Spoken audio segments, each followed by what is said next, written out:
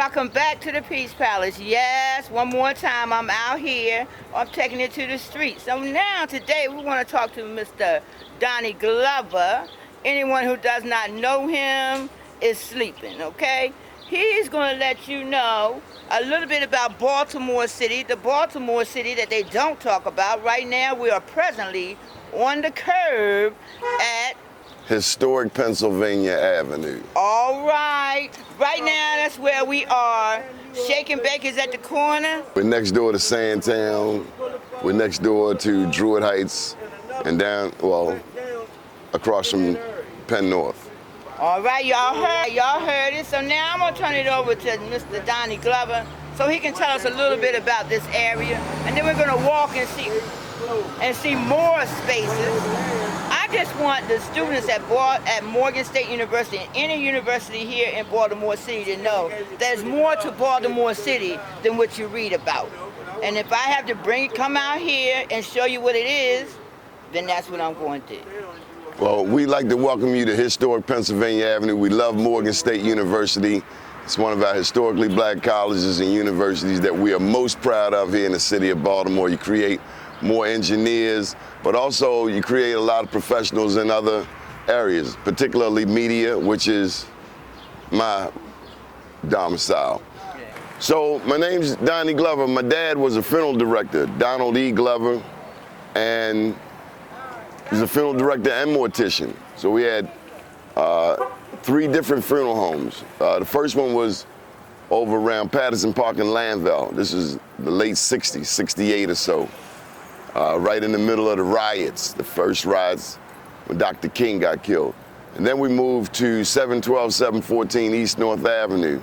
It wasn't until I was 9 that we moved back to my mom's house in West Baltimore, where I had the opportunity to live in a house without living above the funeral home.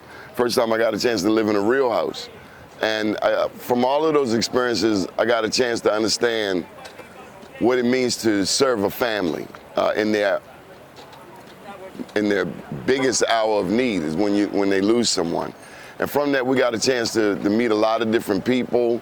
But you also get a chance to understand how black businesses work together, how the funeral directors work together, how the people who wash and clean the cars, or the people who work for the funeral home. So the black funeral home was, in essence, a black Wall Street all by itself, because there's so many people that make a funeral happen that we never even think of. The people who sell the caskets, the people who send the flowers, like Bonaparte Flowers, I know they got a new name, up on North and McCullough, the organist, the preacher, everybody's got to make a little something out of that funeral. So when we did get a body, as we would say, it meant that everybody, that there was work for more than just my dad. It was work for an entire community of people.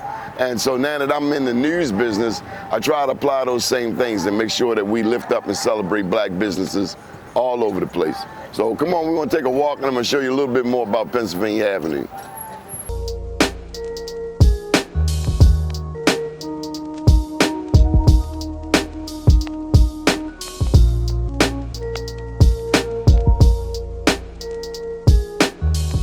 You're here on Pennsylvania Avenue, historic Pennsylvania Avenue. As you can see behind me, a couple of murals.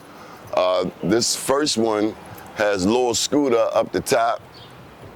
He is one who represented this community. Lewis, Lil Willie Adams, Thurgood Marshall, Cab Calloway, Cyrus Chestnut. And I point that out because this strip, over the years, back in the 30s, 40s, 50s, featured a lot of entertainment. This was where a lot of black business was. And the Royal Theater, a lot of nightclubs were here. And so it's a historic place in terms of music, in terms of dance, theater, but also businesses. When you think of Mr. Willie Adams, he helped finance a lot of businesses on this trip. And one should know that Mr. Willie Adams was with the numbers. He ran street numbers. One should also know that before there was a Willie Adams, there was a man named Tom Smith, who also ran numbers. But in addition, Tom Smith was the largest black hotelier in these United States. He lived in the 6600 block of Ricestown Road, which is what this street turns into once you get on the north end. Very few people have ever heard of Tom Smith, but he's in the Maryland archives, and he should be known, as well as others like Harry O. Wilson. They named Wilson Park after Harry O. Wilson. Harry Wilson started a bank here in the city of Baltimore. There were black banks. His bank, also Ideal Savings and Loans. We also have Harbor Bank downtown. They got branches, Park Heights, branches in Randallstown. And all of that to say that a lot of times the only light that gets shined on the African American community, on the black community, has to do with sports and entertainment. But as I just explained to you, we are much more diverse than that. We have businesses, we have political leaders, going back to the first black city councilman in the city of Baltimore, Harry Scythe Cummins, and also the very first black city council woman, Victorine Adams, wife of Mr. Little Willie Adams. So that's just a start. Wanted to take you on a tour to show you around the neighborhood. A lot of times this neighborhood gets a negative rap, but that's only a part of our story because everybody here does not sell drugs. Some people have businesses, some people buy houses, some people, do other things to contribute in the various communities. And again, that would include my community, Sandtown, Winchester, but also our neighboring Upton, neighboring Druid Heights, and all the way up the top, Penn North.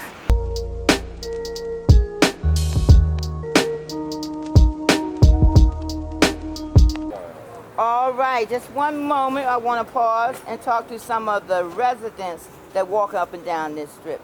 And I'm standing here with one right now that works right here in this Dollar General.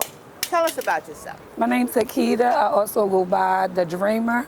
I'm a published internationally and nationally model of the DMV. I travel. I'm, I want to say a part-time business owner. I also am one of the cashiers at the Dollar General. I'm just coming out to say a couple of words about the community and just giving back, just trying to uplift the community, encouraging our people to just keep striving and keep going. Be all you can be. As an inspiring artist, I just want to say continue to uplifting your communities. Right, so we're here with Mr. Frog. Yeah. And he is what we call an A-Rabber. Baltimore City A-Rabber. A proud Baltimore City A-Rabber. Where's your stable?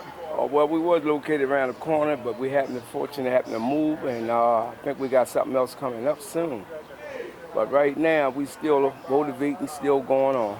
All right, how long you been an A-Rabber? 49 years.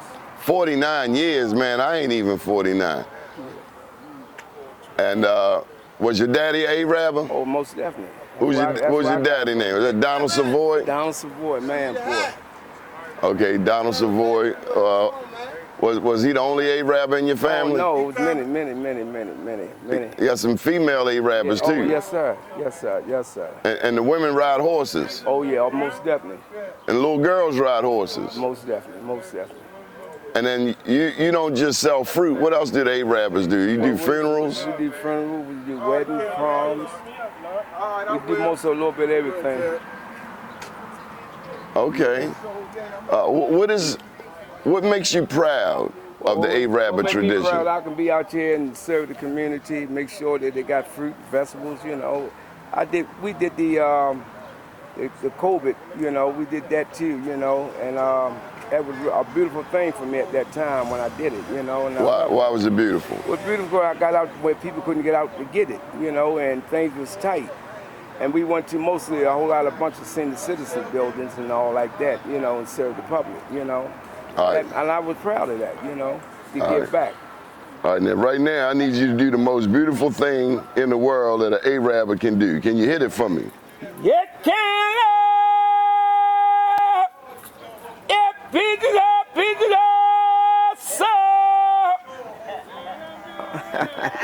What did you just say? Name some of the fruit that we sell. Thank y'all. I love that. And now you have it. If you never knew, now you know. Yes. So one thing that's very important to me, a lot of politicians who are running for governor, for mayor, for U.S. Senate, they'll call me up and they want some help.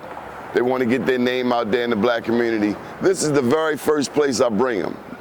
And I bring them here because too often this community, 4 different communities. I told you, Druid Heights, Upton, Sandtown, Penn North. These communities are often forsaken. They are neglected. The politicians won't come here. Black politicians, black Democrat politicians do not come here. Because if they came here, we would have more resources. If they came here, they would see what we need. But too often, the black politicians, they ignore communities like this. And so as Dr. Michael Zolikoff has said, we have a problem inside our community. A lot of times we want to look at the white man, we want to look at the other man, but the truth of the matter is we need to start looking at the brother man. Because as we move up and get higher positions and start running things, we're supposed to reach back and make sure we pull somebody along, and too often we don't do that. They say if we knew better, we do better. A lot of people say also that the rent service is the rent we pay for living. So for me, I have to stay connected to Pennsylvania Avenue because this is where black people are. And we want our people to get the same benefits from the politicians as do other communities, which tend to be white. Hey there, big brother, how you doing? I gotta give him some love. Always. How's the dog? Always. He all right? Yes, yes. So if I don't bring them down here, then they'll think that nobody's speaking for this community. And I figure the good Lord has me here for that very reason, to speak up for this community. This community needs money for schools. We need money for child daycare. We need money so that we can help make this market into more, better, healthier. You know, the Arabs shouldn't have to be the only one that brings fresh fruits and vegetables. The market should have fresh fruits and vegetables. At present, they only get fresh fruits and vegetables inside the market on Saturdays, thanks to no boundaries. And so, you know, there are a lot of challenges here. We have all kinds of health disparities, including addiction, alcoholism, and other substance abuse. But despite it all, the spirit is strong here. And I tell you, if you want my vote, if you want my support politically, you got to come to Pennsylvania Avenue, because this is where our people are, and too many of them have been forsaken for too long. Come on, come on. Hey there.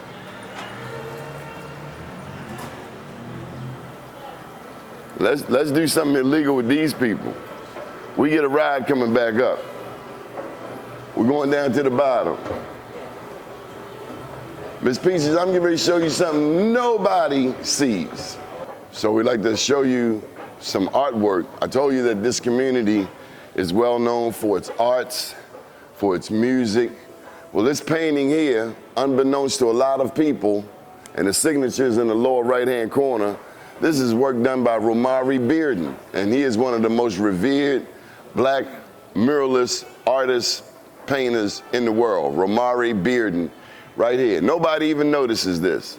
Famous black artist, beautiful artwork, celebrating the art and culture of historic Pennsylvania Avenue and black people in general. We'd like to welcome you to historic Pennsylvania Avenue, the Avenue Market. And one of the first things you notice when you come in the Avenue Market is some of the artwork. And I have to acknowledge people like Mr. George Gilliam, who made it his business that we have a lot of art. Come on, I gotta show you some more. You gotta see this artwork in here. Now this is closed off, but all of that artwork in there, Billie Holiday, got L. Boogie, Ella Fitzgerald. Now that one you got me on. James Brown, of course. Just a lot of beautiful artwork. So this is the market for this area. We're always working to make sure that we take care of our vendors.